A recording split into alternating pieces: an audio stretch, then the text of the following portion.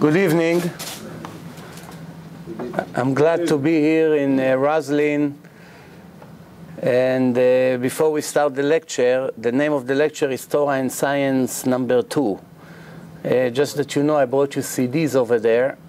Torah and Science number 1 DVD. It's a 4-hour film divided to 3 different sessions. Very, very popular all over the world. For sure, you don't want to miss it. And then I brought you MP3, which has about more than 15 lectures on it. MP3, if you can play it in a car or in a computer. And it has many different lectures, include my debate with the priest, which is also was very popular.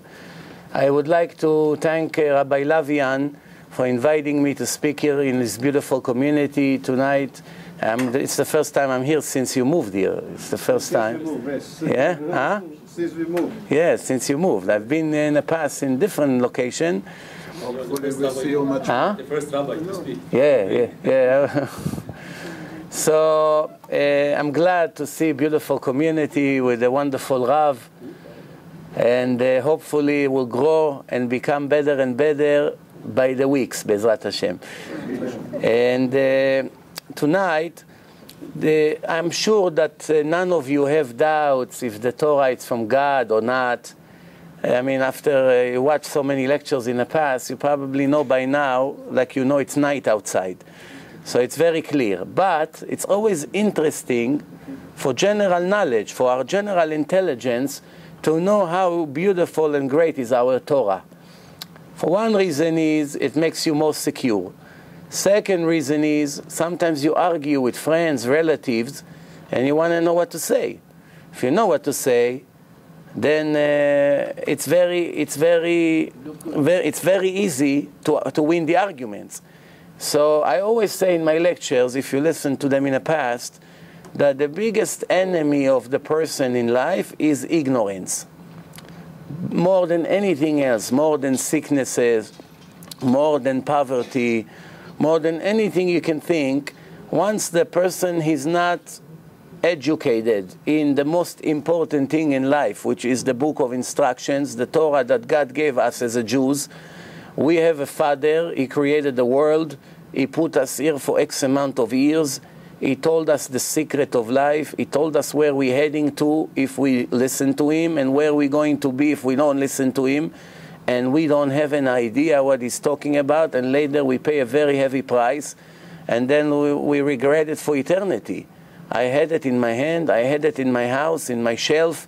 I never read it, I never learned, I didn't know the basics. So, in case you didn't know, up to 200 years ago, almost all the Jewish people in the world were very religious. Almost everybody. If you saw 100 Jews, maybe one of them was not so religious, but 99 was very religious. Yarmulke, beers, the women were modest, everything. If you don't believe me, take a cookbook with all pictures from 70, 80, 90 years ago and look at the pictures. And you see, from India, everyone was religious. Iraq, almost everyone. Iran, everyone in the pictures religious. Georgia, Poland, Germany, almost everyone was religious. It's true that the problem started approximately 200 years ago in Europe by Moshe Mendelssohn, which was an Orthodox rabbi, and he started to go to college. And from then, that was the beginning of the destruction of the Ashkenazi world. Up to 200 years ago, almost all Ashkenazim in Germany, Poland, Czechoslovakia, Hungary, Russia, almost everybody was religious. Once Moshe Mendelssohn went to college, 10 years later, all his children became Christians and married Goyot. And then the Jewish nation started to drop spiritually until 100 years ago. There was Herzl. 90 years later, Herzl already wanted to convert all the Jewish nation to Christianity. He wrote a letter for the Pope. Don't be anti-Semites. I have the solution for anti-Semitism. What is it? Give me some time and I will educate all the Jewish children, the new generation, all of them to become Christian. And the anti-Semitism will disappear naturally. Just give us some time. And that was his plan. You can read it in his book, Alt Neuland, The Land of the Jews. It's in different languages. You can just open and read it. This was his plan. About 60 years later, the Jews paid the price for the way they behave in the last 150 years. 150 years that constantly the Jewish community of Europe were dropping their level more and more and more, until it got to a point that almost 80% of the Jews live 100% like Goyim. And then came the horrible Holocaust that almost destroyed all of them, and very few survived, and they escaped and came to America and started in America. It started very good, and it's ended not so good, because today the situation in America is very similar to the situation in Europe before the Holocaust started. Very similar. Most of the synagogues in America are Reform and conservative, which means they drive on Shabbat, they marry non-Jews, they eat non-kosher, they don't celebrate the holidays according to the Torah. If they put tefillin, for sure it's not kosher, etc., etc. Some of them have women rebbitzen with mini skirts, you know, and they come with a yarmulke, and that's what's going on over there. That's the situation today here in America. But the good news is that in the last 25 years, there is a movement of repentance, movement on tshuva, that close to 1 million Jews were affected by it. Remember, we only have 13.2 million Jews in the world. That's it. We are the smallest nation in the world, as the Torah says. The Torah predicted that only few of you will survive. We are the smallest nation in the entire world. We are the most famous nation. Everybody talks about us. We control the world in politics, in financial. There's no questions. Everybody knows that the Jews control the world. It's not an embarrassment to say it. It's meant to be that way because the whole world was created for the Jews. The Torah says, Hashem say, you are my children. I chose you from all the nations to be mine. You have no permission to be like the Goyim. You cannot dress like them. You cannot look like them. You cannot use their names. You cannot use their food. You are special to me. You have a special world to come, and they have a different kind of world to come. Everything about you is different than them. If they want to join you, there's no prejudice in. They can convert and become Jews, normal Jews like everybody else. If they don't want to convert, if they be a righteous Gentile, they have a share to the world to come in a very limited level, or they have punishments also in a limited level based on their test. But you are my children. I gave you a lot of mitzvot. This is what we say every day in a shul. Not everybody understands what we say, but we say in Hebrew, רצה הקדוש ברוך הוא לזכות את ישראל, לפיכך הרבה להם תורה ומצוות, שנאמר אדוני חפץ למען צדקו, יגדיל תורה ויאדיר. And everybody say Kaddish. What is the meaning of this verse? The meaning is Hashem wanted to benefit the nation of Israel, therefore he gave them many mitzvot to keep. He didn't want to punish the nation of Israel to make their life hard. The opposite. The more assignments you have, the more you earn. The less you have, the less you make. If you're a lawyer and you have 1 customer a month, that shows that you're not such a successful lawyer.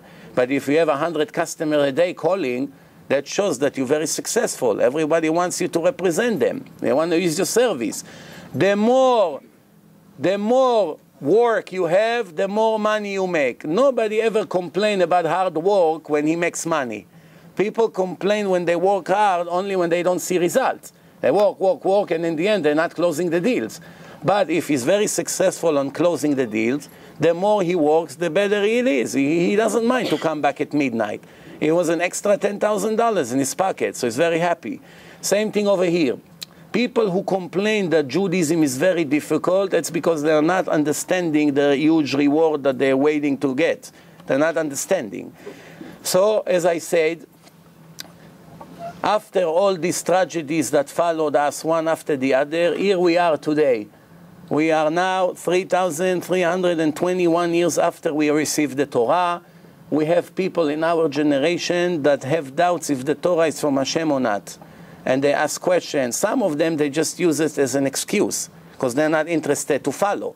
But some really have legit questions. How can it be? How do I know? Maybe people telling me stories. So I'm going to show in these lectures some things that were written in the written and in the oral Torah that shows that a person like us was unable to write it. Only the creator of the world. In the DVD that I brought you, which Baruch Hashem was very, very successful. We made many tens of thousands of them and gave them all over the world. We ship boxes to all over the world. Every place that there are people who speak English, even in Tehran, we ended up arriving there to Jews with this DVD. And we had in my Facebook page, in a Facebook page, 2,060,000 views in 1 month, just on this film that watched it literally, one by one. Many of them are non-Jews, but it's okay. When they see it, they realize Christianity and Islam is false. Because I show over there that this is man-made religion. It wasn't given by God. We are very lucky. We're not always understanding how lucky we are. Life is very short, but what comes after is very important. If a person follows the exact instructions of Hashem, the reward is huge. Before I start, one last thing for this introduction, just for us to understand. The Torah says that if you take all the reward, all the pleasure of all the people, of all the generation from the time the world was created until the end of time, everything combined, billions and billions of people, vacations, money, food, women, sport, art, whatever you want to think about, music, anything you name, combine everything together. What a huge mountain of pleasure. Imagine how much of all the billions of people combined. Every minute of pleasure that ever happened in this earth, combine it together, it won't reach the reward of the Jews who follow the Torah and keep it, even for 1 hour in the next world. I know it's hard to understand. Let me repeat it one more time. If you take all the reward of billions of Jews and non-Jews that lived here up to today, for thousands of years since the time Hashem made His world, and take everything, all the pleasure you can think of, all the joys, all the happiness, everything, combine it together, it still cannot reach the reward of the religious Jews in the next world, even 1 hour. 1 hour of the reward that we're going to get for keeping Shabbat, Tefillin, for praying, for speaking to Hashem, for being honest, for not stealing, for having our wives dress modestly, etc., etc.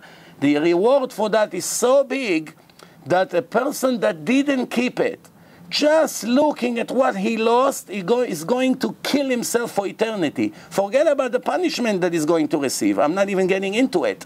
I'm not talking about the punishments.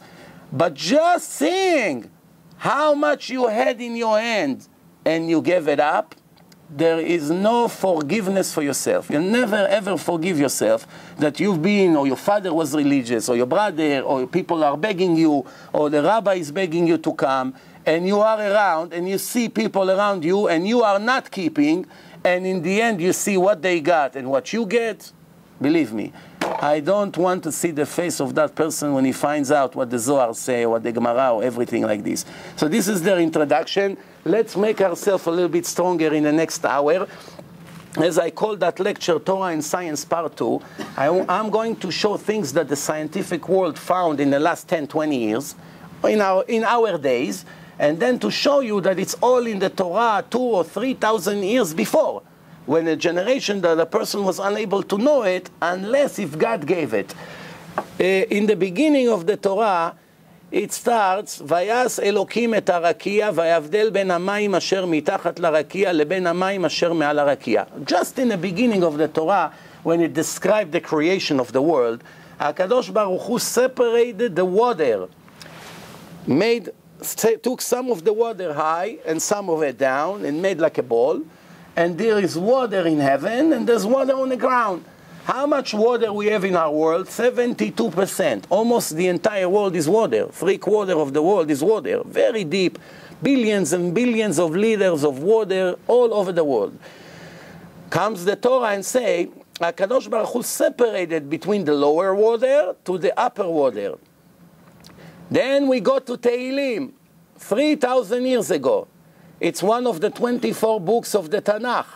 Somebody asks you how many books Judaism have officially, 24. It's much more. There's tens of thousands of books.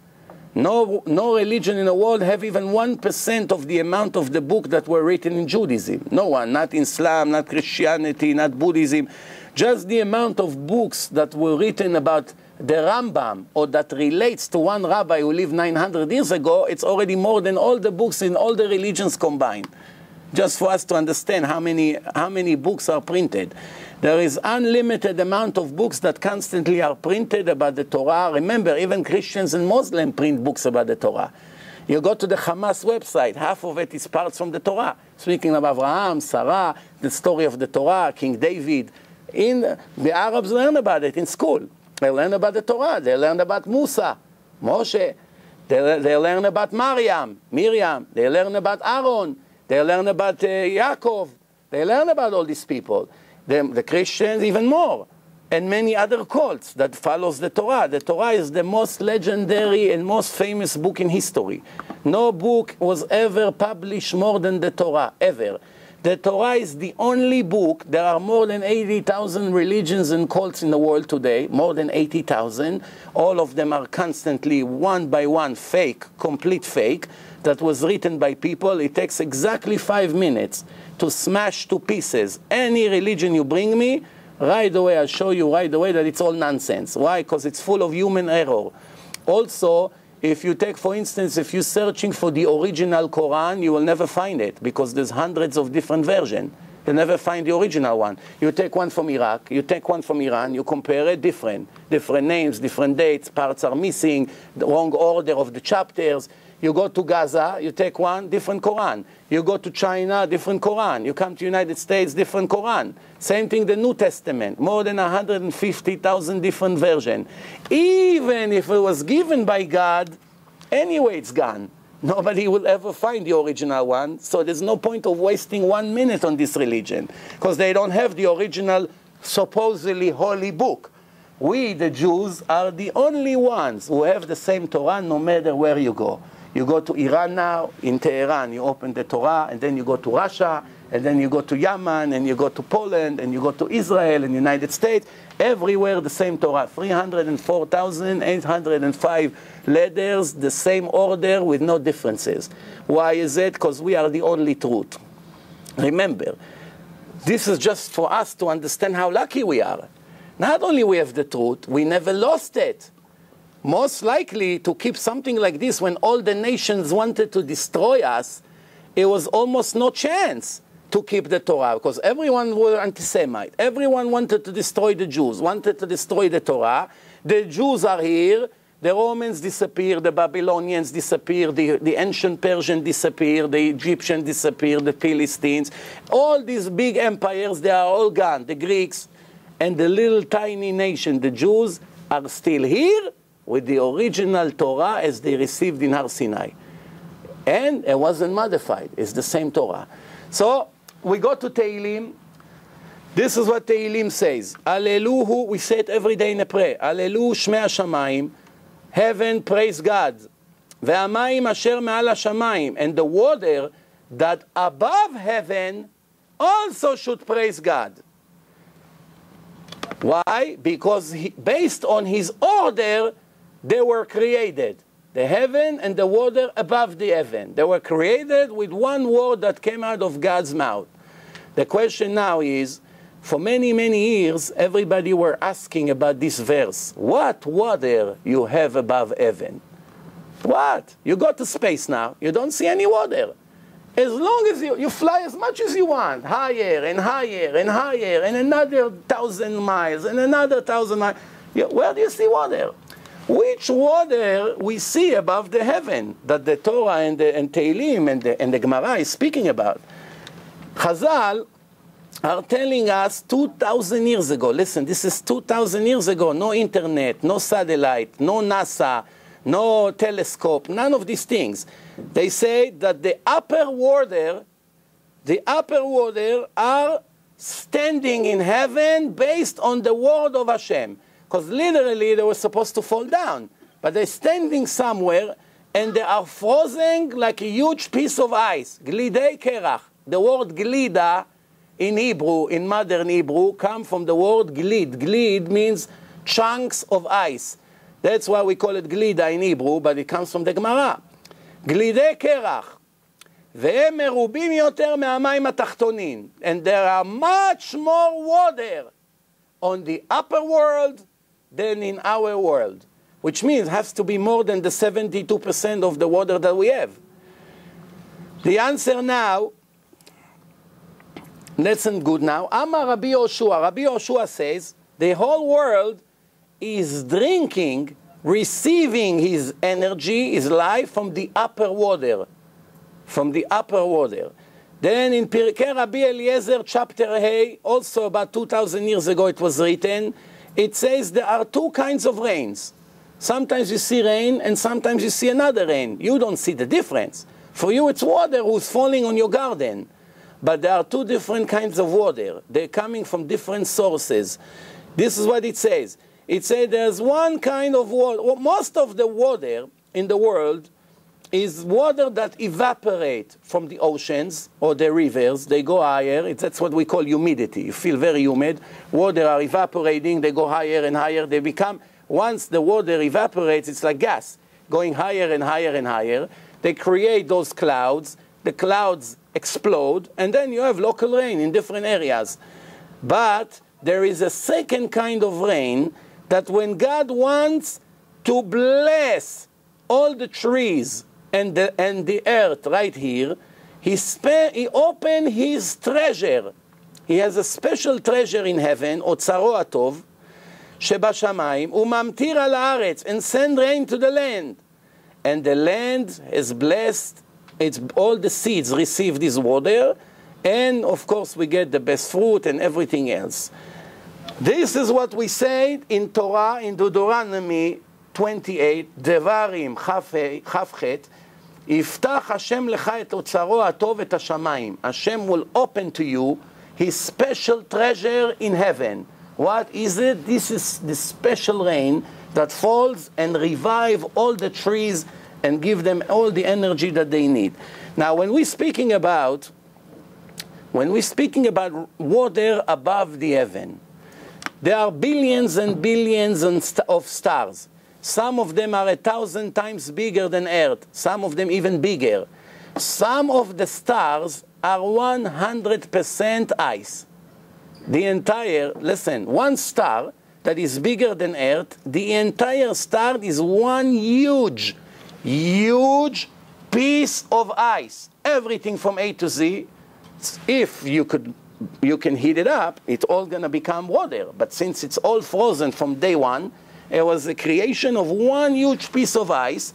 And I'm sure that few times in your life you looked up to the sky and you saw a star is falling like a line of fire, and you were wondering what's going on. And I know when we were kids in Israel, they say, "Oh, make a wish. A star is falling. It's a time to make a wish." Of course, it's nonsense. No star is falling.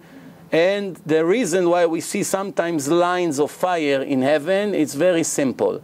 As you know, all the billions and billions of stars and galaxies are always moving in circles. One of the greatest miracles that they don't hit each other. They don't collide. One goes into the track of the other. They're always moving. Everything is moving. Earth is moving. The sun is moving. The moon is moving around Earth. So many billions of galaxies are moving with billions and stars in it. It's amazing how this whole piece is working. Once in a while, certain stars that are 100% ice, or that about 50 feet from the ground, 50 feet of the entire face of that stars is ice. It was supposed to be like an ocean. It was supposed to be like an ocean, but it's so deep. The ocean is so deep, and from day one, since it was created very far from the sun, it's very cold over there. From the day Hashem created this star, right away was an ice. So it's tons of billions and billions of cubes of water are frozen like one piece of ice. Now what happened? Sometimes the star, as he moves, he comes closer to the sun in certain periods of the year. One day a year, a week a year, that is getting very close to the sun. What happened to billions of cubes of water when they're coming very close to 15 million degrees Celsius? 22 million degrees like in the United States. Today was 90 degrees, I almost fainted. 90 degrees. Imagine 22 million degrees. This is the center of the sun, 22 million degrees. Now, once you bring so much water close to that huge ball of fire, what happened to the ice? It melted big time. So billions of liters of water are melting so fast, and they are falling into space. And with the light of the sun is making a lot of light. It's a projector. You see a huge line like a star is falling, but there's no star. It's rivers like you saw the Niagara Falls, how much water are falling? Multiply it by 1,000,000. And they're falling into space, and you see the reflection of this water with the sun. If this water would fall on us 1,000,000th of a second, not a tsunami, the whole earth would crash to pieces from the weight of the water. On top of everything, you should know one more thing which is very interesting.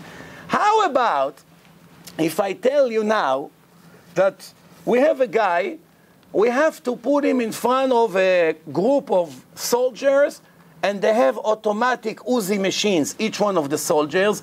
There's 100 soldiers standing in line here in this big room, and this guy standing on the other side of the room, and we tell him, you have 5 minutes to run back and forth from one side of the room to the other. Our job is to shoot automatic automatic bullets at you non-stop for 5 minutes, all 100 soldiers. Your job is to try not to get hurt.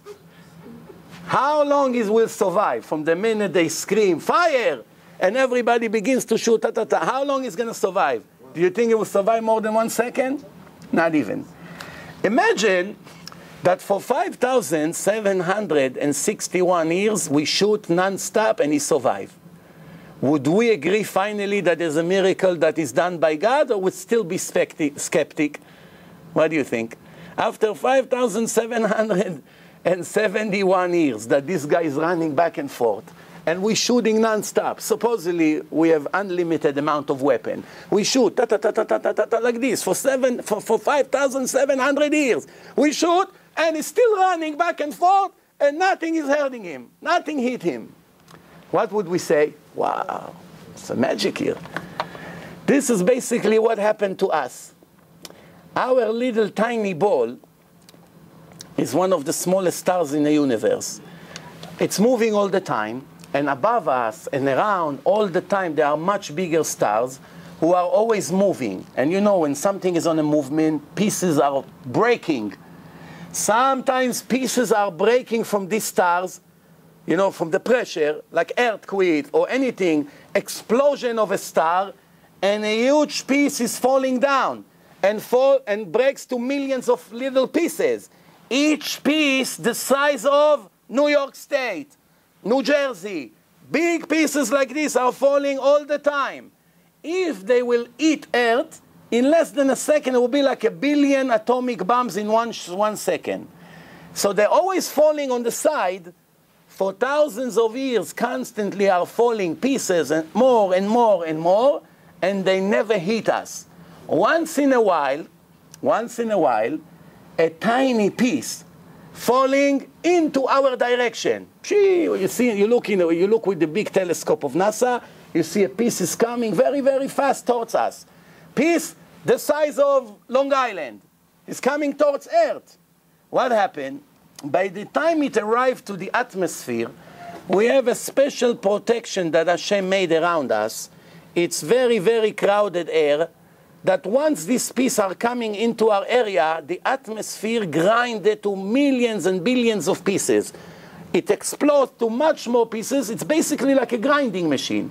When it enters the atmosphere grinds it, and it falls like dust. By the time it gets to your table, you come with a tablecloth, you clean the dust. You don't know this dust was a huge piece the size of Long Island. But listen good now. Twice in history, HaKadosh Baruch Hu wanted to teach us what would have happened to us if one piece, after all the grinding operation, would still remain big and fall in earth. Let's see what happened. On June 30th, 1908, there was a major explosion in the area of Tunguska in the center of Siberia. A meteor, a big, huge piece of ice, this in a weight of 30,000 tons. Ton is 1,000 kilogram, 2,200 pounds, 1 ton. So 1 ton, it's like probably 3 or 4 refrigerators, just for us to understand.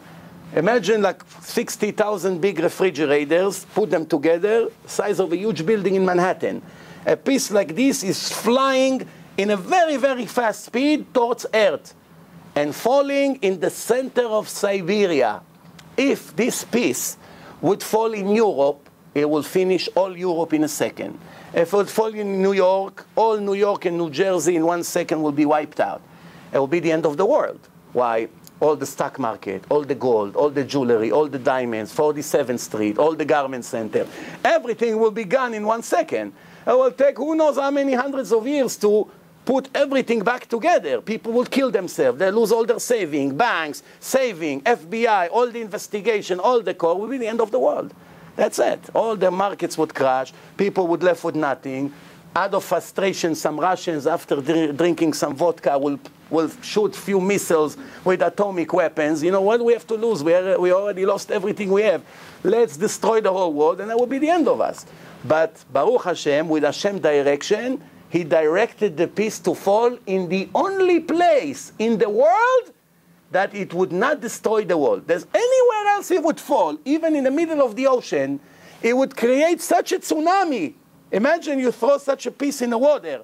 It would create such a wave, it would kill millions of people. So, this piece who fell in the middle of Siberia released energy 12 megaton, which means 12 million tons of explosive. One bomb that the Hamas put in a bus and explode the bus to billions of pieces, it's 1 kilogram. 2, 3 kilograms, forget it. 5 blocks away, people are dying. This is 12 million tons of explosive. No words to describe the amount of dynamite you have over here. Witnesses say that when they saw in the sky this meteor is flying towards Earth, few seconds before the explosion, people who were standing in a radius of 60 kilometers, which means 100 miles, all the way from here to Muncie, more even, all the way from here to upstate. People, if the bomb fell here, people in upstate New York fell on the floor from how it rocked the entire Earth. Okay, so remember, this was 1908, 102 years ago. Okay, people fell on the floor. All over the world, they measure huge vibration. If it would fall in any other place in the world, tens of millions of people would die. And after long investigation, guess what they found out? That was a tiny piece that fell from the star called Enka.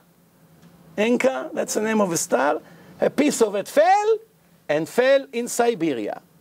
However, one more piece fell in the Arizona desert.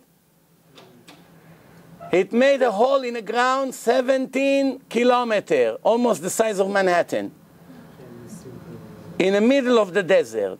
Twice, that was a much smaller piece than this.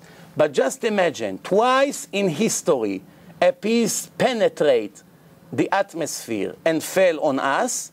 Twice it fell in the only places that it wouldn't kill anyone. Just for us to see how much Hashem is protecting us. Now remember, let's see, I give you an example. Professor Fred Weifel from Harvard University proved that all these stars that are made from ice, they are a mixture of ice and dust and other material. The smallest star has 1 billion tons of ice. The smallest star out of all these water stars, which is all ice, has 1 billion tons of ice, which means 2 billion refrigerators full of ice, from bottom to top. Right? This is the smallest stars. Without a doubt, the amount of water in Earth is like a little drop compared to an ocean, compared to the water that we have above us. How did Chazal, 2,000 years ago, when there was no spaceship, no airplane, no telescope, no satellite, no way to know what's up there. If a person stand here and look up to the sky, does he see water? No. What person would have the guts to write in the Torah that there are more water there than here? And today, the scientific world found that is 100% legit. One star already, which is all ice, is more than all the water here, 1,000,000 times more. Now multiply billions of stars, there's much more water up there. This is what Chazal say. And this is what David HaMelech wrote 3,000 years ago. The water that are above heaven, praise God, because you are there based on His word. Then, in the last few years, scientists discover an amazing thing. What is it? The stars that are falling on sources of water in our world, what we see at night, as I said before, are actually water that are melting when they're entering our area, the atmosphere of Earth. Then Professor Louis Frank from Iowa University in 1986 proved that every day 30,000 meteors are falling on Earth. We have a rain of pieces that broke from stars are falling on our head every day. How many? 30,000 every day, which means every 3 seconds, a piece that broke from one of the stars entering atmosphere, every 3 seconds. So it's similar to what I told you with the bullets, right? Very, very common, every 3 seconds. Here, another, as we speak now already, 500 of them fell. And we are live and kicking. Nobody pays attention to it.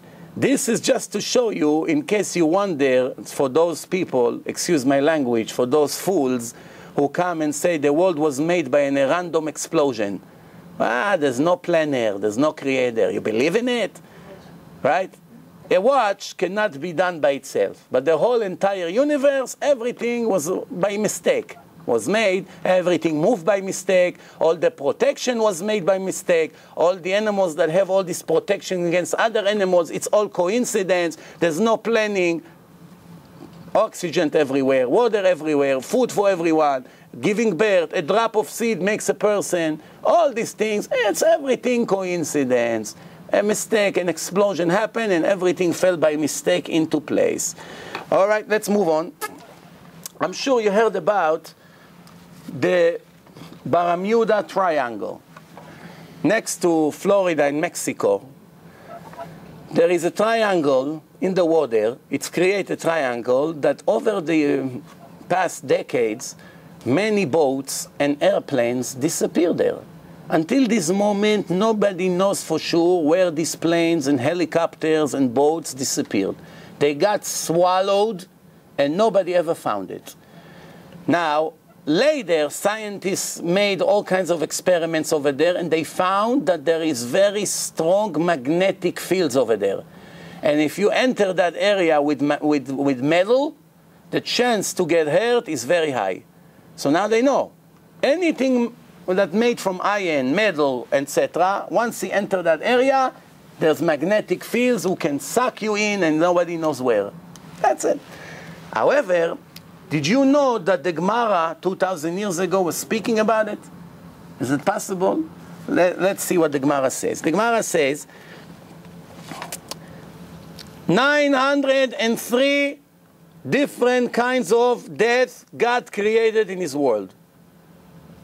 If somebody asks you, how many ways to die? How many ways we know? 500, 50, 70? If you sit and write in a piece of paper, what kind of death you ever saw in your life? Chopping the head, electrocution, heart attack, cancer, drowning, burning. You write from now until tomorrow, maybe you find 500. Maybe if you're lucky, 500. How many? 903 ways of death. The worst one, the best way to die, the Gemara say, it's mavet neshika. You go to sleep while you're snoring and dreaming, you just never get up. You don't feel anything. Up, you went to a different world while you were sleeping. The worst one, it's a sickness called askara. We don't have it anymore in the world, Baruch Hashem. We have other things, unfortunately, but askara. What's askara? It's some kind of a growth who begins in the throat of a person and growing and growing and growing until it blocks the hose of the air, the pipes that we have, and a person cannot breathe. And it's like taking him and choking him, and slowly, slowly, it's a slow process of death, and it's a horrible kinds of way to die. This is what the Gemara say. Now, when the Gemara comes to explain about this choking, this askara, God forbid, the Gemara says that this is what Rashi writes. 900 years ago, 900 years ago in France, Rashi explained this Gemara. There is a place in the ocean that you cannot go there with iron. Make sure when you go with the boat to make sure the bottom of the boat is connected with ropes and tar to close the little holes. Put tar, what we put in Israel on the top of the building. We have a black material, it's tar, to avoid leaks. After you connect all the boards of the boat with ropes, not with metals, make sure don't put metals over there. And then you put tar in the bottom, because there is a place in the middle of the water there that cannot accept anything with iron. This is 900 years ago, Rashi, and Rashi wasn't a scientist from Harvard University making all kinds of measurements. How did he know? We received it in Mount Sinai, and Hashem gave it to us. Here, this is some example of what I'm talking about.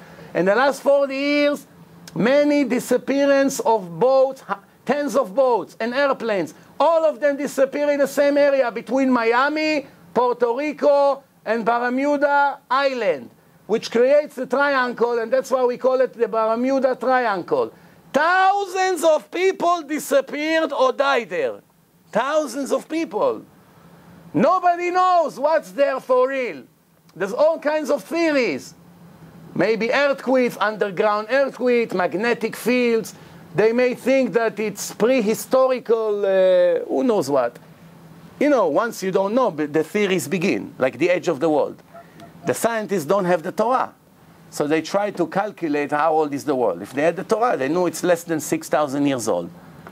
In case you have a doubt, if you like science, go into my website. I put 2 films by Robert Gentry, a Goy, not a Jew, an American Goy scientist, that shows you that everything that his scientist friends saying about the world is millions of years old, billions of years old, it's all nonsense. He show you how they show it and how they fake everything, and everything they show, it's all baloney. The world is only a few thousand years old. After you watch that film, I promise you, take my word for it, that you will never ever waste another second on all this nonsense that they publish, because the world is only a few thousand years old. So, this is the Bermuda Triangle. The interesting thing is that after so many researchers, they came and they proved, one thing we were able to prove, that there's magnetic field that pull down everything that goes to that area. 2,000 years ago, we were able to find it, and now we're going to a Gemara in Masechet Eruvin, page 43. It's right here on the shelf behind us. In case you want to see after the lecture, Eruvin, page 43. On the left side of the page.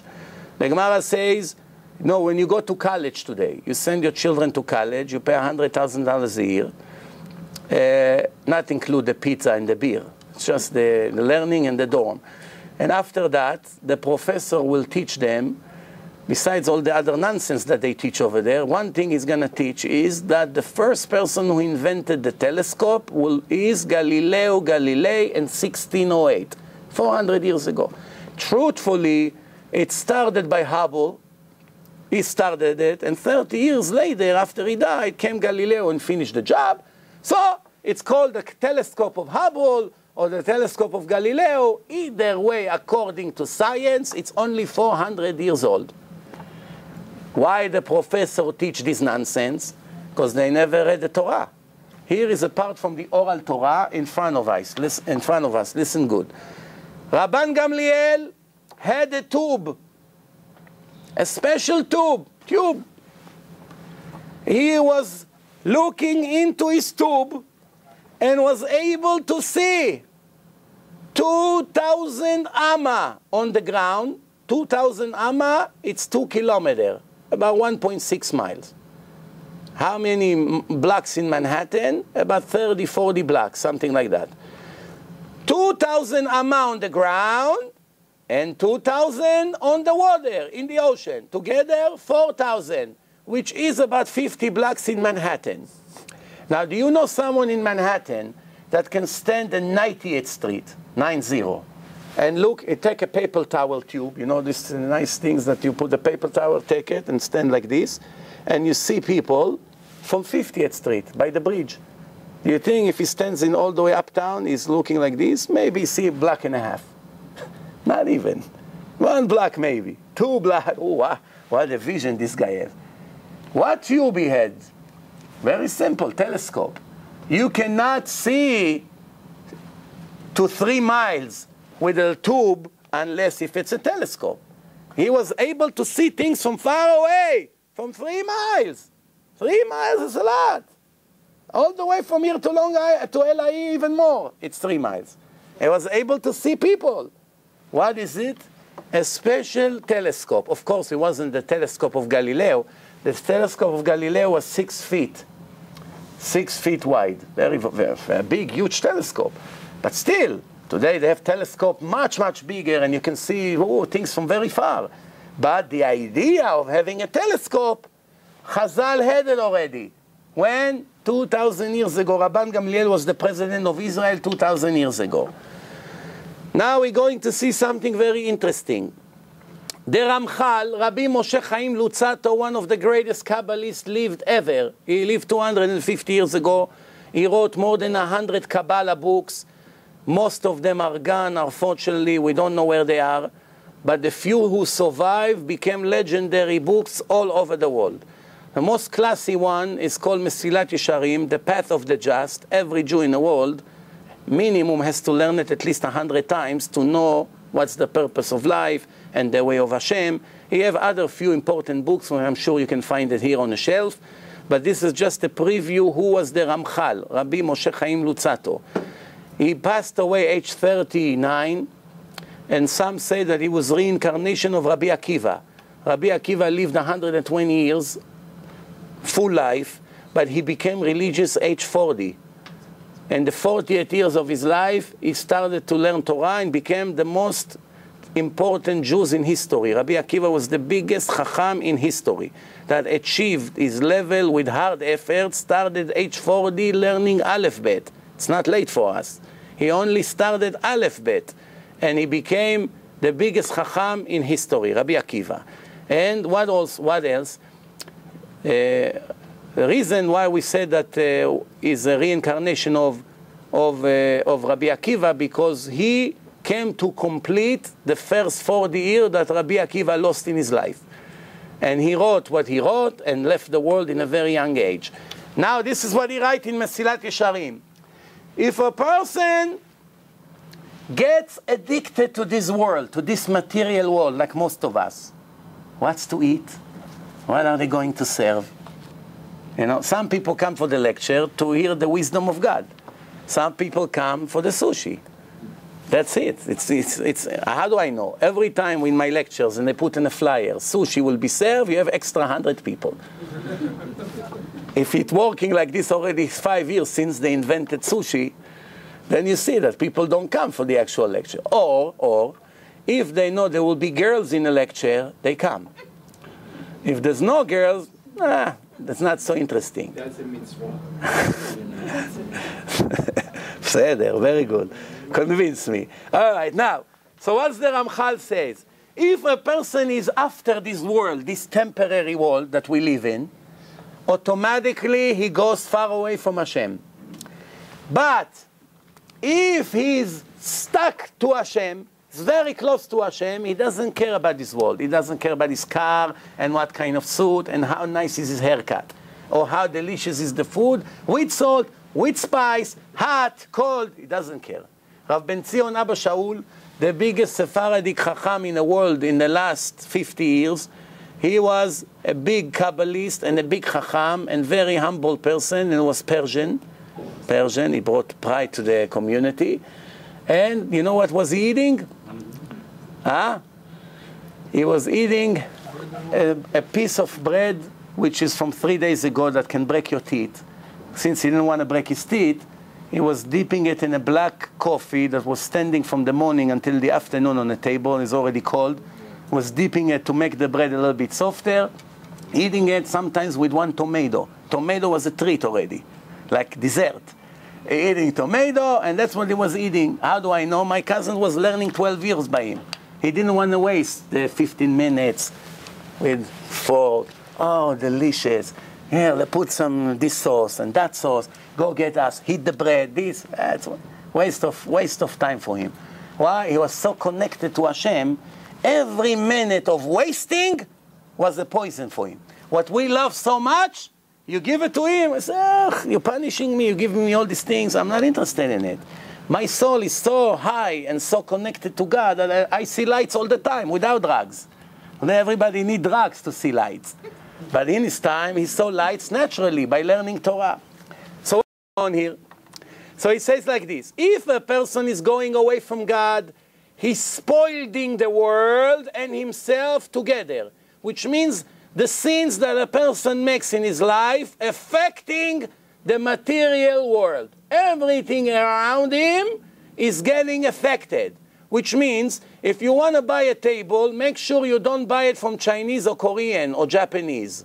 Not because they're bad people, no, because they're worshipping idols. And most of the time they put the idols on this table or in the same room. And everything around this idol worshipping who God cannot stand is getting negative effect on it, everything. And if you think that I'm imagining, let me show you something very interesting. Interesting that the one who discovered it is a Japanese doctor. And his name is Masaru Emoto. He proved with a microscopic check that the water who are present in a place when people speak positive words or negative words, the water are affected physically by the actual speaking. Let me give you translation. You take water inside a little glass, and you freeze it in minus 276 degrees. Very, very cold ice. Very, very cold. And then you come with a microscope and you look at the eyes and you see all kinds of images inside the eyes. You don't see it with a regular eye. It looks like a flat piece of ice. But when you look with a microscope, you begin to see all kinds of beautiful symmetric shapes. Now, if you put this water in a room when everyone's read Tehillim, Ashrei Yoshvei Betecha, Yalu Chasela, this, and speak Divrei Torah, after you come to look in the water, you're going to see the most amazing art, symmetric, beautiful things inside. If you put it in a room when everyone is cursing, you're going to see a complete mess up in the planning of the water. Let me explain what I mean. Here is in front of you. Here you see, if you go to 47th Street to buy your wife a beautiful diamond earrings, if she sees something like this, she wants it. Look at this diamond. If she sees something like this, she doesn't want it. So, Moshe, you crazy? This is how important I am to you? So the guy say to her, I'm sorry, ma'am, this piece and this piece cost me the same. It's the same amount of, the same weight and the same amount of diamonds. This one didn't come so straight in the finishing, but it's really cost me the same, but she doesn't care. This is a piece of a drop of water. This is a drop of water with a microscope in a place that people spoke words of love and appreciation, thank you, I love you, you this and God and all kinds of things like this. And this is place that people curse and yell all day. Now, in case you don't want to rely on this Japanese doctor, we have an Israeli version of this survey, of this research. The student in Bar Ilan University, a chemist, his name is Tomer Rabbi. You can Google him. Tomer Rabbi, student for chemistry in Bar Ilan University in Israel, proved that positive talking were felt by the plants and by the seeds. When people read Tehillim next to it for 3 weeks, they grew beautifully. And all the seeds next to the people who read Tehillim grew beautifully. But in a place that people curse, kilelu, curse, they grew not nicely, very little, crooked, with no plan. Everything horrible. Rav Chaim Volozhin, 200 years ago, writes in his legendary book, Nefesh HaChaim, was a student of the Gaon Mivilna. He writes, with the actual action and speaking and thinking of the person, he is reviving and giving energy to all the worlds with holiness and light. So we know it, that the speaking and the thinking even affecting our environment. We know it. Now we have a scientific evidence to it. As I started to show you, let's see some more pictures. Here is this Japanese doctor. This is, look, this is water. It's not diamonds. It looks like diamond. It looks like jewelry. This is a drop of water with a very, very big microscopic picture. This is also water. This is water. This is also water. Looks like garbage. Looks like the bathroom. What was the difference between this drop of water to this drop of water? Here people spoke nice, and here they cursed. And look what happened. Now you understand? That's why it's so important the Torah say, make sure you don't hear cursing. You don't listen to bad music. Why? Oh, Rabbi, what do you care what I'm listening to? I listen to this radio show, so he cares a little bit. It contaminates your soul. Tomorrow morning, when you come to put tefillin, you're not in a mood for it. Why? Purity and impurity does not go together. It's either this or this. It doesn't go together. When you purify yourself, you are in love with Hashem and the Torah and the mitzvot. The more you do, the more happy you are. When you are in Manhattan listening and watching all the garbage who walks next to your eyes, very difficult to pray mincha when you come. It's very difficult to learn Torah. It's very difficult to be a good husband. Very difficult to be a good father. Very difficult to keep Shabbat. Everything become a mission. Oh, it's so complicated, so difficult. I'm trying. It's very hard. Of course it's very hard. You're influenced by all the garbage around you all day and all night. And then you're surprised why it's so difficult to be close to Hashem. You have to choose. Either this is the way of your life or this is the way of the life. Thank you, Mr. Amato, whatever his name is. Let's move on to something even more interesting. How many times in your life, when you spoke next to your plants in your home or in your garden, or in anything, flowers that you see, did you think that by what you say, you're hurting the feelings of the plants in your house? If you say something against this plant, you offended him tremendously. And he gets very upset and he doesn't want to grow. Or if you speak positive to him, he grows much better. If he likes you, every time you come to the room, he sings. If he hates you, every time you come to the room, he screams. Now you come and tell me, I never heard my plants in my room ever singing or screaming. Listen good now. 2,000 years ago, in Pirkei de Rabbi Eliezer, chapter 30, Chazal say, when you chop a tree, you take your axe and you chop the tree. The voice of the screaming of the tree travel from one side of the world all the way to the other side of the world. The tree is screaming such pain when you're chopping him that there's no words to describe the pain and the screaming that he's going through. Why Hashem made that we don't hear it? If we would be able to hear the screaming of the plants, of the trees, nobody would have a house. How do you make a house? You need frame, wood. Nobody wants. No, I don't want tables, I don't want stand there, I don't want chairs, I don't want house. Let me live in a tent, let me freeze to death. My heart doesn't let me kill these trees. What? They scream so much. I'm not a cruel person. Same thing, I cannot kill a cat knowing how much it suffers. I cannot kill a tree. Hashem didn't want us to know it, so he doesn't make us hear it. I want you to know the frequency of the lens of the eyes and the hearing, the frequency of the hearing of the ear is different by people than all the other species. For instance, we cannot see demons, we cannot see angels, we cannot see souls of people who died and are flying in space. We cannot see it. The Zohar says a person would have permission 1 second to see what's around him in space. If he was able to see it with his frequency of his lens, he would become crazy. Nobody would ever have a free choice anymore. Everyone would be fully religious, of course. After they see what's going on, they don't need a second thought.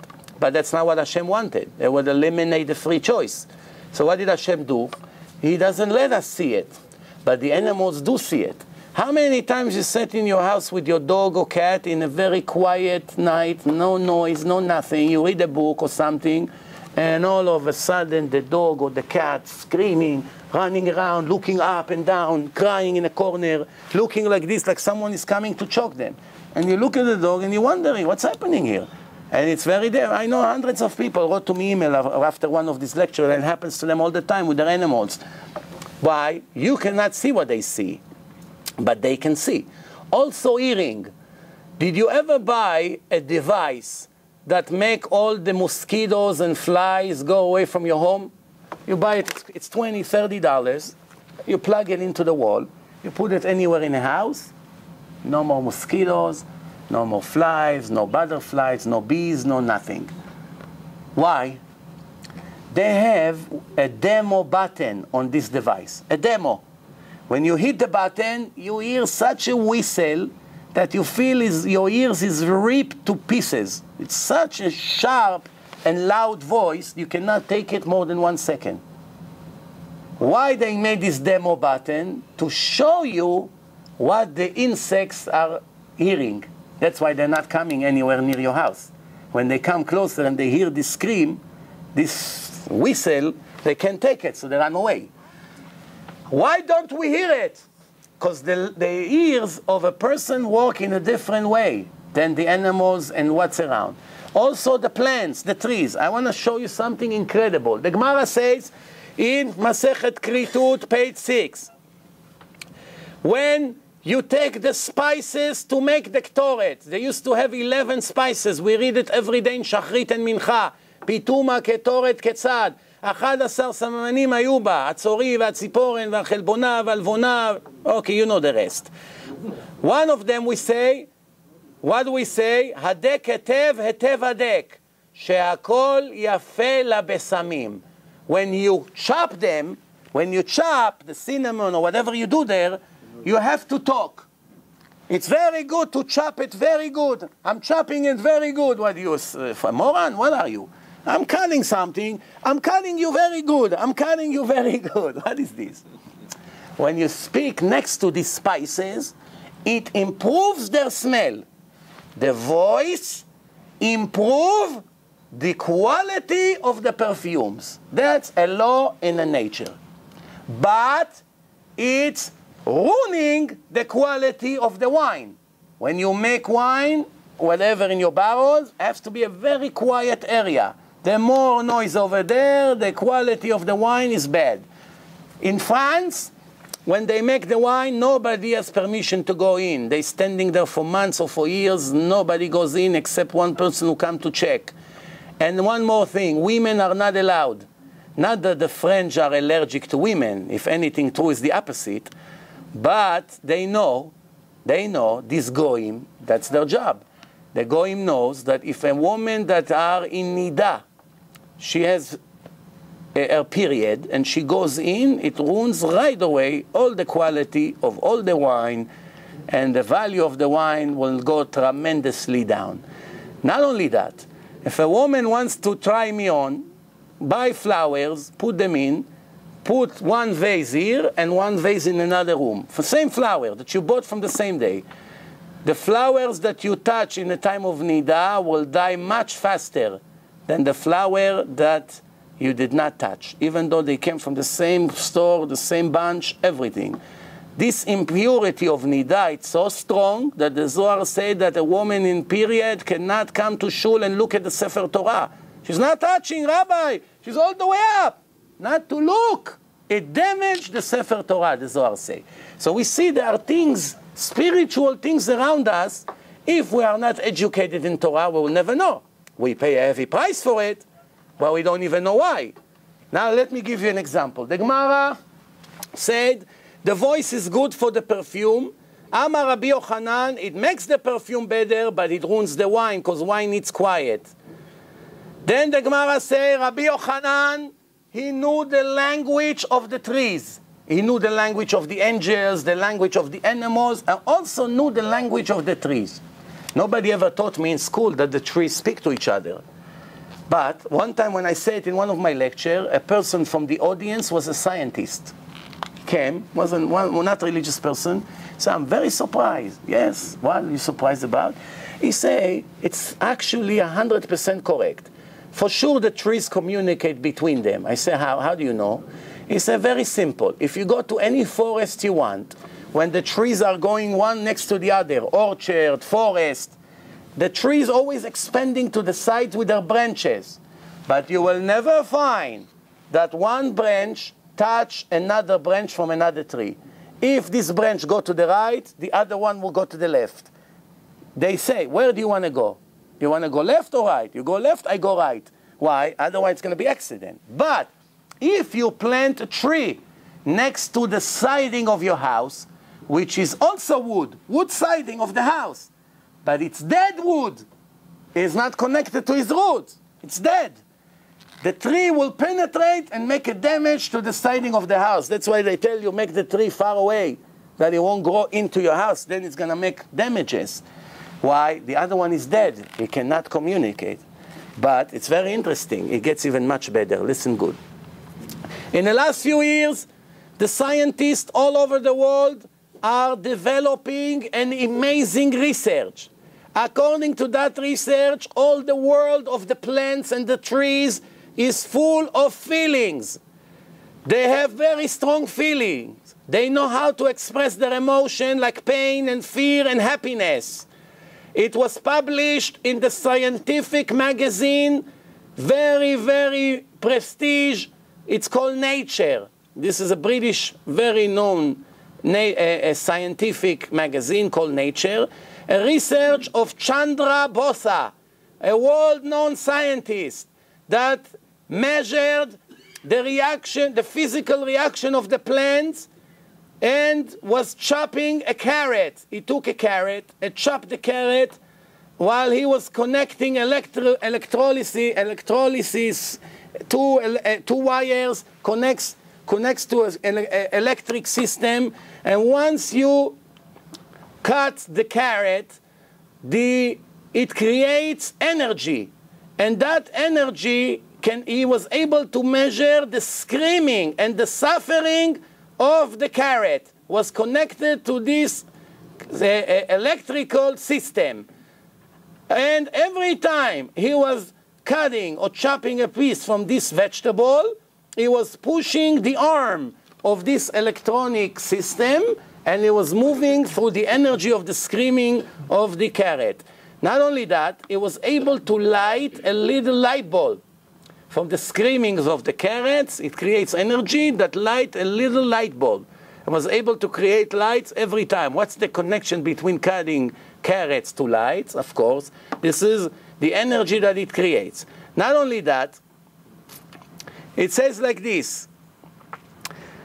Once they put a huge telescope, a huge microscope, I should say, and they looked at the reactions of the plants. For instance, when they get tired, when they get angry, and the time of the death, when you're speaking about all kinds of negative things about animals dying and how they react to your speaking. And in Russia, they published in Pravda, it's also a very famous newspaper, they published 20 years ago in a huge headlines, plants are speaking, they're screaming, visiting in a lab, an artificial lab in a Moscow academy for science. They took a seed of wheat with the roots inside boiling water. And that seed with the roots were screaming every time you dip the roots inside boiling water. They measure it with a very sensitive electronic device, and they publish the research. So what we see? We see that what we do to the plants, they actually have reaction to it. The plants, it's very interesting. The Torah, by the way, says, Ki ha'adam etz hasadeh. There's a lot mutual between people to the trees. And now we understand what does it mean. I always wonder, what's the mutual between me and the tree? Now I understand. We both can get angry. We both can get upset. We both get nervous. And we both grow. Then, one special polygraph American expert, out of being bored, he made an unexplained experiment.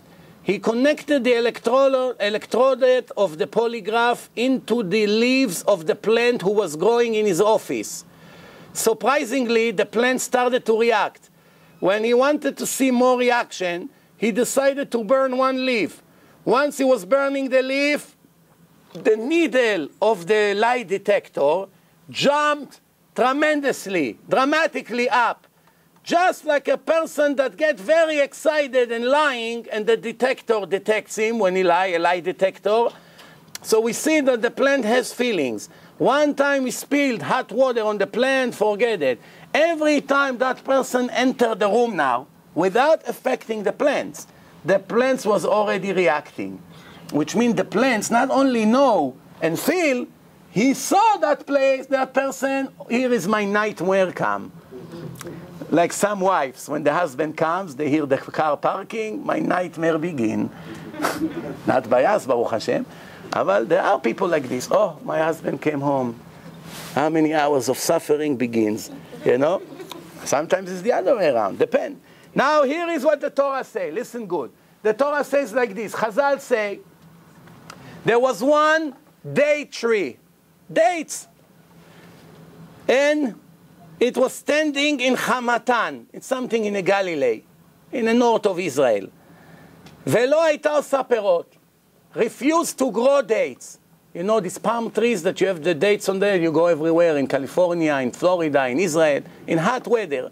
No dates are growing on that tree, Chazal says. והיו מרכיבים אותה, they used to do all kinds of things to improve it, like they do to the other trees that it works. Nothing helps. אמר להם רבי תנחומה, this is 2,000 years ago. He told them, she see another tree from Jericho, because it's in a mountain here. She has a view, this tree has a view on another tree in Jericho. No, so what's the connection? And have a strong desire to the other tree. They have love between them, the trees. So if you bring a piece from that tree in Jericho and mix the roots together, you will cure that tree right away. After they went to Jericho and brought a piece from that tree, they mixed it together, it started to give tons of dates. Where does it appear? Midrash Rabbah, Bamidbar 3. A plant that is climbing, you know the plants that climbing on the walls or on piece of anything you have, a fence, is always crawling to the right direction. What do I mean? Buy something in a farm, and now you know it needs a piece to climb on it. It won't climb on the floor. It falls on the floor, it's finished. It has to climb. If you put it close to the house, it's going to go to the direction of the wall and start to climb on the wall. If you put a piece of wood, it's going to climb. If you put a fence, it's going to climb. The plant is searching to what direction will I go that I'm able to climb. Now do an experiment. Put the roots here and put the piece of stick 1 feet away to the right. After a week, when it begins to grow, it's going to go to the direction of the stick. Now you come and take the stick from the right, I know it sounds cruel, and move it to the left. Remember, it's already going to the direction of the stick. What's going to happen? It's going to make a U-turn and come into the stick. What do you see from here? You don't have to be a genius. I don't have to be a scientist. They have eyes, they have feelings. And they know what they have to do. Same thing like a baby comes out. What is the first thing he's doing? Searching for his milk. Who told him? Nobody ever spoke to him a word. He was born, they're already punching him. First thing he got is makot. What? Next thing, he knows how to eat. And nobody uses his head. Rabbi, coincidence, boom, explosion, and the world happened. Well, that's what people say. Time is running out. Let's do one or two more things, and the rest we'll do maybe in another time. The prophet Yeshayahu, 2,600 years ago, 2,600, way before Christianity or Islam or Buddhism or any of this nonsense. This is what the prophet were writing. Hayoshev al chug haaretz veyoshvea kachagavim. The one who supervises us, the master of universe, Hashem, he is watching the circle movement of the earth. Chug in Hebrew comes from the word mechoga. Chag. Chag means move in a cycle. Cycle movement. Rashi, 900 years ago, this is Rashi. This is what he writes. Chug, leshon mechoga, ogel, round. The world is round. When did the scientific world found out that the world is round? 500 years ago, when Christopher Columbus, which was a Jew, by the way, he went to look for India, and he ended up in the same place.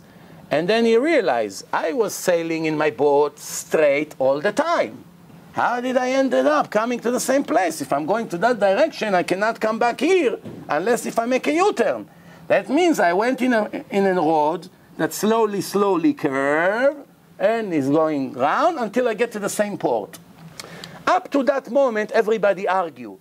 They didn't know when is the end of the world. Some people thought the world is flat. So if the world is flat, where is the edge? If we get to the edge of the world, which means we're going to fall into space. Here, another step, I'm falling into space and flying forever. That's what they thought. But nobody ever found that edge. They didn't know. Then they realized the world is round. But we don't need Columbus or Galileo 400 or 500 years ago. We, the Jews, have the Torah, and this is our prophet. In English, Isaiah. Yeshayahu. 2,600 years ago, the world is round. Why did they have to waste so much energy to know if the world is round or flat when you have a verse inside the Tanakh? The answer, ignorance. Nobody knows anything. What we have in front of our eyes, sometimes we walk 10 years to get. You had it all the time in your hand. But you didn't know. And this is it. Now, you know Earth. The Earth is turning around in 1,700 kilometers an hour. That's the speed. So we drive 100 kilometers an hour, which is like 60, 65. So this is 17 times faster. Imagine how your car drives on LIE. Multiplied by 17, this is the speed of our world. So why we don't get dizzy? Because Hashem designed it compared to space in such a way that you don't get dizzy. You know why? Because you don't see anything around you. When you become dizzy, when you see a picture rolling around like this, you become dizzy because your eye cannot follow the speed. But when there's nothing around, you don't even feel that you're going around. We have gravity, we are magnet into the floor, and the world is turning around very fast. Plus the earth is moving around the sun. Every year it finishes a whole circle. And listen good. If the world, which moves 1,700 kilometers an hour, if it would be 10 times slower, which means 170 kilometers an hour. I already know some Israelis who drive that fast. It's like 110 miles an hour. So, if the world would go in a much slower speed, instead of 1,700 an hour, 170 an hour, what would happen? Instead of 24 hours in a day, we would have 240 hours in a day. 120 hours day, 120 hours night. One hand, we would have to put tefillin only 3 days a year. So all the lazy Jews wouldn't worry. 3 times a year they get up for minyan. Rabbi, it would be a much harder life instead of calling them for the minyan. But the world would come to an end much faster before the second minyan. Why? All the trees, all the plants, everything will dry out from the sun and die. The only way you can survive here, when you have day and night in the right speed, like this. Few hours. You leave the sun on for a month, everything dry and died and finished. Plus, all the waters in the lakes evaporates. Constant sun for 120 days, constantly evaporates all the water. And then you have, 120 days, 120 hours, 120 hours of darkness. Very difficult. And it would destroy the entire world. Not only that, the plants, not only that they need day and night, the sun has all kinds of chemicals that revive the plants. Some plants need sun, some plants a lot of sun, some less than a lot, etc., etc. The last 5 minutes for tonight, I want to show you the answer to a very famous question that many people ask. When you read the Bereshit bara Elokim ta shamayim v'et haaretz, the Torah describes the image of the world, how the world looks. It describes lakes, ugos, achidekel, and prat, and four corners, and expanding. If you review the description of the Torah and you look at the map today in the world, like two different things. The Torah speaks about one world, and the world that we live in is nothing similar to the shape of what the Torah describes. So what's going on here? The answer is, if you pay attention in the Torah, first it was one continent and one ocean. That's it. Half of the world is dry and the other half is water. Then 1500 years after Hashem created the world, approximately, came the flood. The flood that destroyed all the world. All millions of people died. All the wicked people were sent to a very not pleasant place. 8 people survived and the world started. The Zohar, 2,000 years ago, explained that the one continent broke from the pressure of this major tsunami and massive 40 days of rain. We had 3 hours rain in Muncie. The whole town was a lake. 3 hours. Imagine 40 days constant hot rain falling, destroyed the world. So many people died. And what happened? It broke the one continent into 7. We show in this DVD that I showed you, that I brought to you, you can see I showed that page in the Zohar that say that the world has these continents, 7, and including Antarctica, the North Pole. Interesting knowledge that no person was able to write 2,000 years ago. But there used to be a person called Alfred Wagner. He was born in 1880 and died in 1930. 50 years he lived. This scientist, he's the one who discovered that the world was one continent who broke. Now, remember, the Torah says all the water should go to one side, to one place. And you can see the land that was under the water. The water gathered into one place, not 7 or 10 different oceans. One place, and the whole other side is dry. But after it broke, what happened when the huge piece of land broke like a puzzle? It's one piece, and you cut it to 7 pieces, and they begin to float. They float to this area, they float there. Now, Wagner took the entire map, all the continent. In some area it's green, the other side is desert, and he put them like you take a puzzle.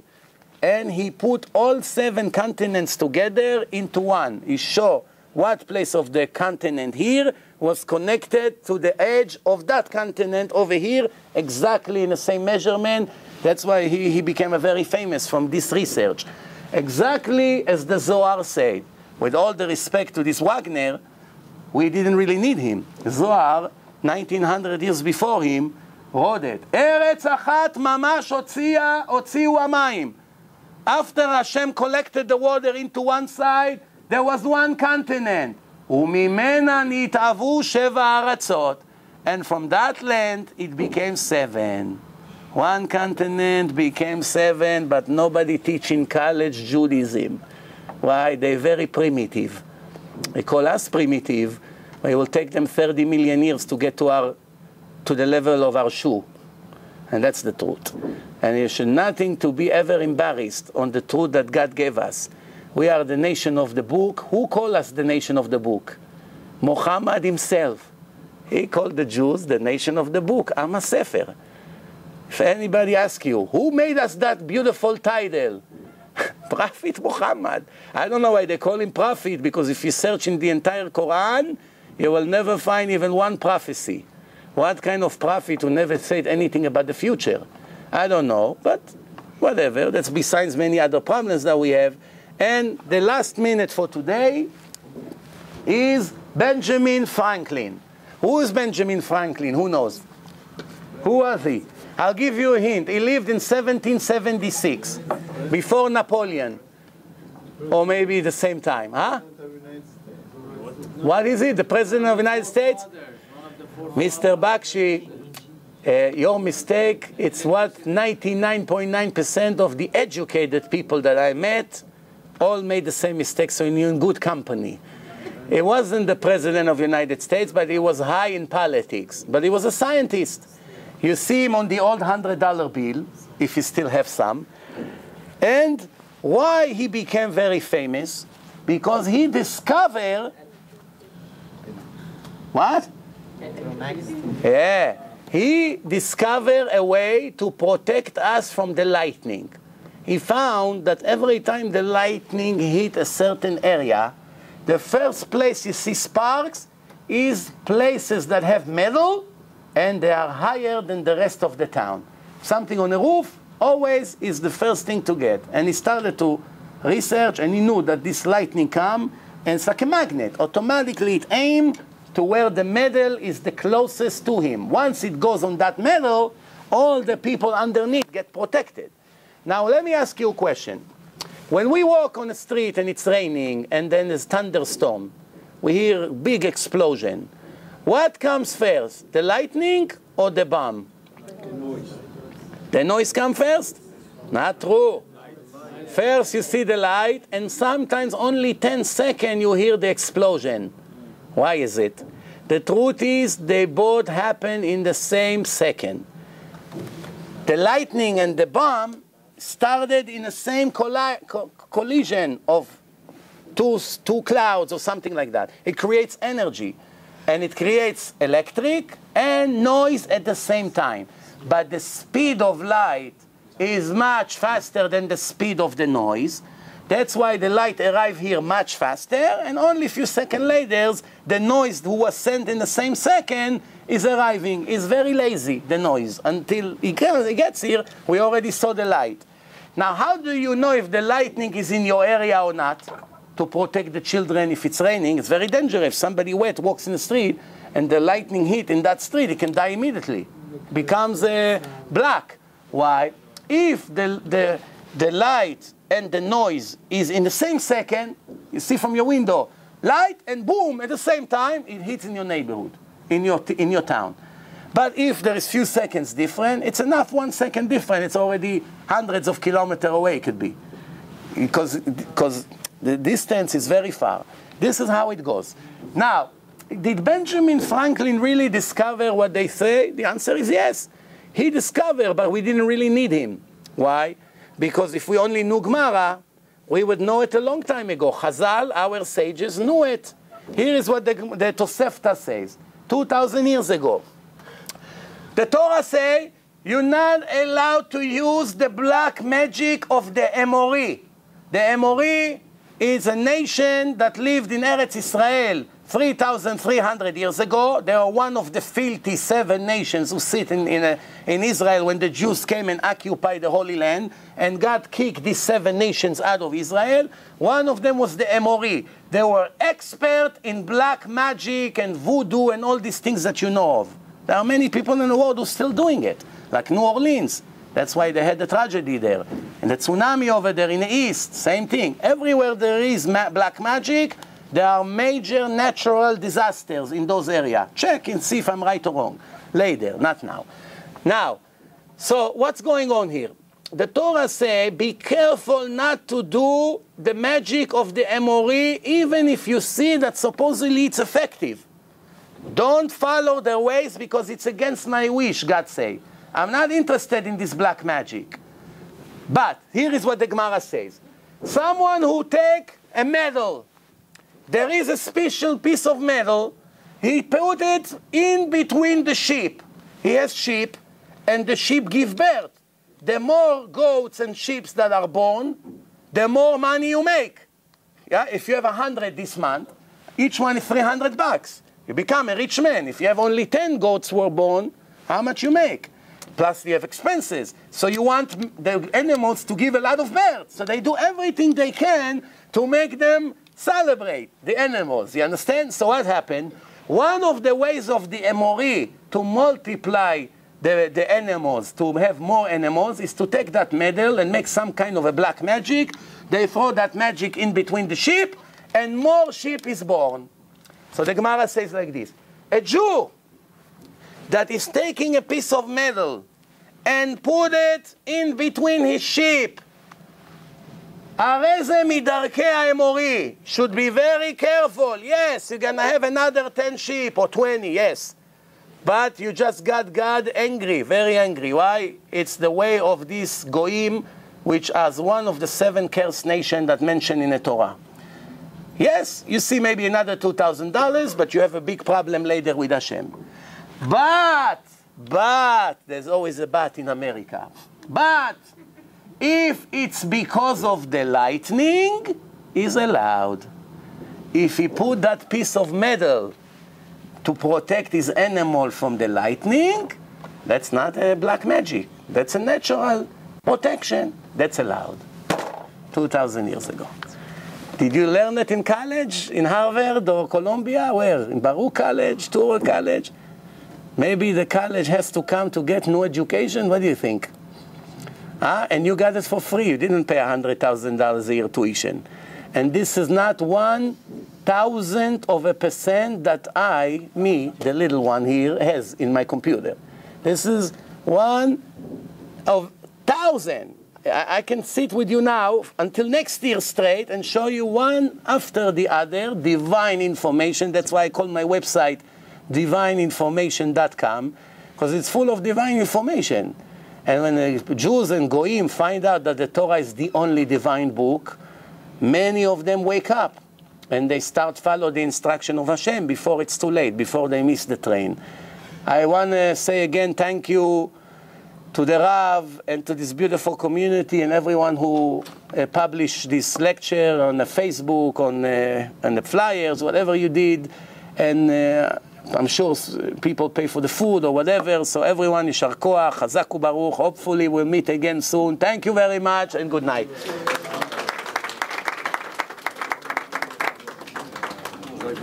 If you have any questions, feel free to ask.